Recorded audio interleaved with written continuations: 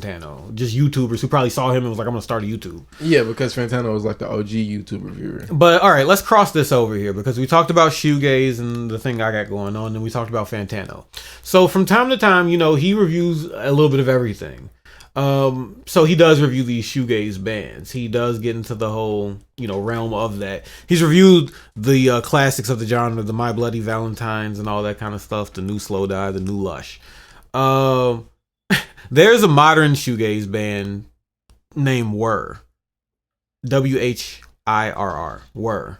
They make some pretty good music. They're pretty popular. I mean, if you look them up, I would probably say they get YouTube view counts in the at least 100,000. I don't know if they have any millions, but they probably add up to be millions. So they're pretty popular. Yeah. They're not one of these bands with 400 listeners monthly.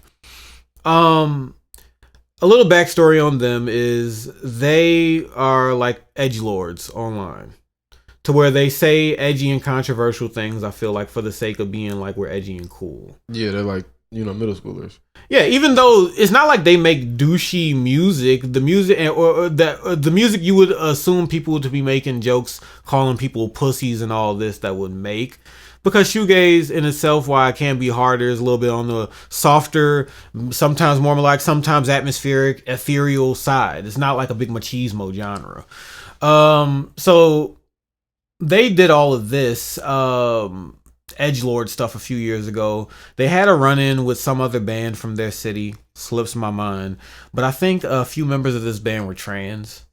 So this led Whirr to say, oh, so-and-so's band, they're a bunch of boys wearing panties and making shitty music. So I think this is where Fantano got involved, because I think he commented on this whole thing when they were receiving their public backlash a few years ago. And I mean, we're not super well researched now, but I'm going to go off of some type of memory and say they put out some tweet saying they wanted to like crack Anthony Fantano's skull or something weird like that. Something edgy. You wanted to crack his melon. Or probably saying he was a pussy. Who knows? I don't know verbatim. And I think Anthony Fantano took this pretty personally. I don't know if there was more of an exchange than that. So I think over the years, I've seen him kind of I think he doesn't like them, so he even rallied behind when they were getting the backlash of people saying that they were homophobic or anti-trans. And I think he didn't like them then, and I saw him do a live thing where people asked him questions. Not a live, but a live with audience thing. They asked him a question, and he was like, they were transphobic and all of this stuff, which may seem a little disingenuous to me because I think he just doesn't like them. So therefore, he's not really parsing through, are they transphobic or not? I think he's probably rallying behind that to get them out of here because he doesn't like them. And what furthers this is he's using his power to crush his enemies. I guess he's using his platform to, I guess, probably sway people to think they're assholes or whatever. And he's one of these type of people who I look at in the light, and I don't know him, but it's like a Joe Rogan where you would think that they would be a little bit very unbiased. I mean, very biased. I mean, very unbiased. Excuse me. Very unbiased to where they would be willing to look through the shades of gray and not jump on a bandwagon of like, you're just the anti-trans, anti-gay, anti-woman, anti-black. I mean, what if he really feels like that? I would imagine. Like as somebody who gives Fantano the benefit of the doubt more than not, I would say that he probably really feels that way. Well, as far as I know, the only thing that they said was that they were boys in panties running around making shitty music. That's not inherently, like, if we're going to do a Joe Rogan breakdown, observation of this, you wouldn't say if somebody says that they're necessarily transphobic or homophobic, they're probably just douchey dudes making, or edgelords or whatever. Well, that is a transphobic and homophobic sentiment. So, I mean, you could kind of give them, a benefit of the doubt, but I can understand. I can understand people saying, "Hey, that kind of sound weird," and fuck these niggas. It's almost like getting on board with some cancel culture. It's riding the cancel culture wave, where it's like, well, they said something that was edgy, stupid, and maybe can be considered a little homophobic because I don't think it was overtly like fuck trans and fuck gay people. It was making fun of somebody and saying you're a boy in panties, and I get that can blow up. Yeah, it was. I mean, I'm kind of just playing devil's advocate. I gotta kind of admit, if like my favorite comedian said some stupid shit like that, I would laugh. But I mean, if somebody is really saying that to hurt somebody's feelings, it kind of is just like, I guess it goes into the conversation of whether then should they be canceled, like Fantano said. I mean, should you get them out of here because you're not having that transphobic shit? I'm not a part of the group of people that wants to rally against a single artist or a single band and say we're all going to boycott them. Nah, I'ma just not fuck with you. And when you look at the past incidents, it leads me to believe that Fantano has a personal problem with them. He specifically said before that the internet got them out of here, and I think he led some audience clap like yeah type of shit, in saying that they were being transphobic, and I think it's because he had because they wanted to crack his skull and he was a pussy or whatever. Right. And recently he just put out this, somebody asked him in a YouTube live.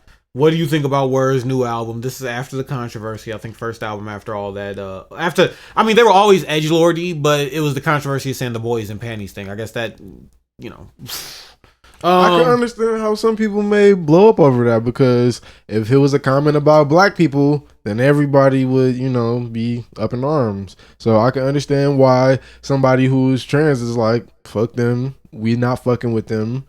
And we probably want to make their career hard. Well, no, the thing is, like a lot of things with cancel culture, people are outraged online, I'm not that type of nigga. And they sling shit for a little bit. But hey, Whirr has a new album coming out. Yeah, the whole fan base is rejoicing. It's like people are actually not fucking with them. Yeah. People want to be outraged. But that's what I'm saying. Like, holy shit! Sorry, y'all. That was strong. Fuck. That just ruined the podcast. Yeah, it's a little smelly too. No, but that's cancel culture in itself is, when you look at it, kind of weak. As you could be the most, okay, I don't know what I would be looked at. I don't know, maybe you would know best because you're the only other person here with me. Where would you think I fall politically? I don't know, on the left, I guess. Right, whatever. Yeah, I mean, we don't really usually talk politics, but I would imagine that you... I mean, we sometimes do, but where you would think that I would align on more on the left side of all of this. I'm not one of these, though, super left. Yeah, I think... Super... I know you, so I know you make, normal people decisions, normal, rational, not... I've had conversations with people... who are like, I hate Donald Trump so much, I wish somebody would just shoot him in the face. Like, they wish he would die. Yeah, I've heard that before. Like, and it's it's weird. It's normally like white people trying to, be on some like, I guess. Hey, I hate Trump. We're super woke. I hate Trump. Don't you? I don't not think that they're liberal though, but I think you could take it too far. And I think, but a lot of people was like, you remember when people was like crying when he got elected? That shit was hilarious. That could be a whole conversation unto itself. That shit was like, what the fuck are y'all like? The best video out there to watch, if anybody looks it up, is watch the Young Turks on election night. Somebody put together a compilation.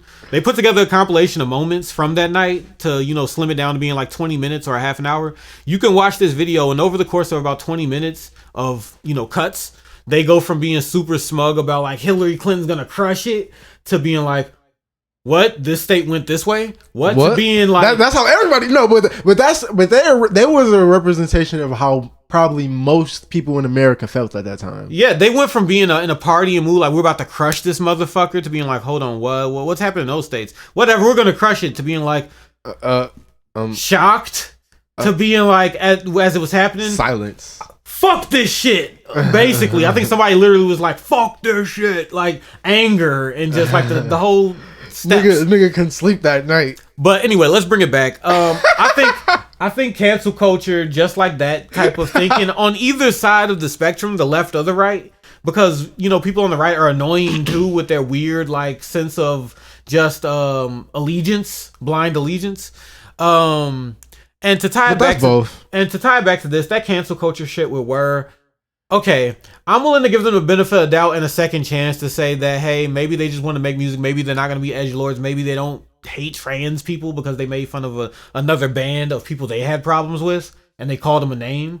Because before 2018-17, I guarantee that a lot of people around my age and even in your age probably said some shit that can get them canceled. And it doesn't mean that they're necessarily bad people because they made an edgy joke. Fucking what's his name from Guardians of the Galaxy got laid off of what James Gunn got, dropped off for like 2 years and they didn't, or 3 years, and they didn't make Guardians of the Galaxy movies because it was so much heat.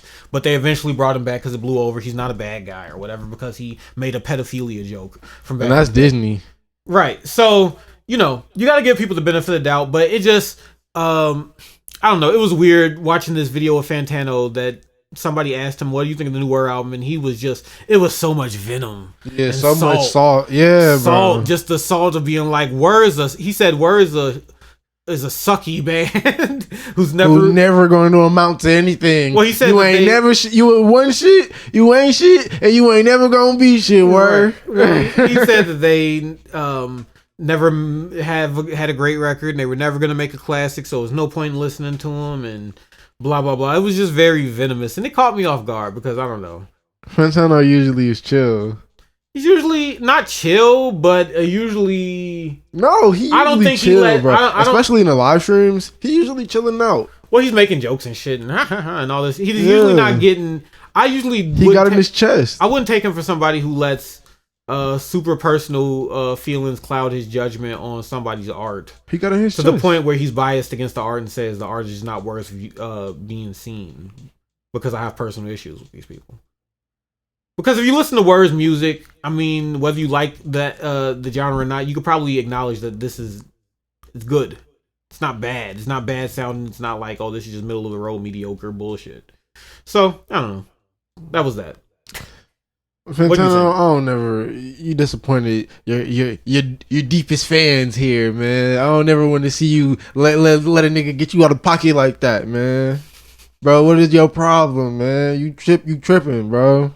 Unless you actually feel that way, he could be listening to this shit and think it's garbage, or he could be in his chest. So I don't know. Who knows? I mean, both. It seems one way, but you never know. So. That's the Fantano emotional and emotionally. What? How would you do the Fantano thing right there? Emotional. Oh, play it. Oh, excerpts from it. All right, here. I want to hear your opinion on the new Whirr album. Whirr is a very mediocre, sucky band with no good records. There is not one great Whirr record, and there will never be. I can say this with it seems like some salt. A lot of confidence that there will never be a lot of confidence classic Whirr album. So because of that, there's really no point in listening to Whirr. Like, there are way better bands that do nearly what Whirr does. So there's no reason to listen to Whirr. Just very mediocre. So he's actively discouraging his millions of followers to not listen to a band because he has personal issues with them. So I don't know. It just caught me off guard. I'm not rallying against him because I still love Anthony. No, I'm gonna still watch. And I know why he's doing this because they have issues. And maybe if I was in Fantano's position, it's easier said than done. To be like, you got to be the bigger person. But man, I don't know. Actually, if somebody called you a pussy and a bitch, you probably won't have favorable. Yeah, I would say, hold on real quick, man. I'm telling Fantano to be the bigger person, but Fantano been the bigger person for too long, man. He handled the Fader situation professionally. He handled that well. He handled some other shit professionally because I gotta name 3 things, and he handled this very, very non-professionally, but that's cool because sometimes he gotta get in his fuck you bag. I get it. He gotta get in that fuck Whirr bag. Fuck Whirr, nigga. I'm behind Fantano. Fuck Whirr. I ain't never going to a concert from Whirr, nigga. Maybe. I wish I could find the video where he was kind of rallying behind their trans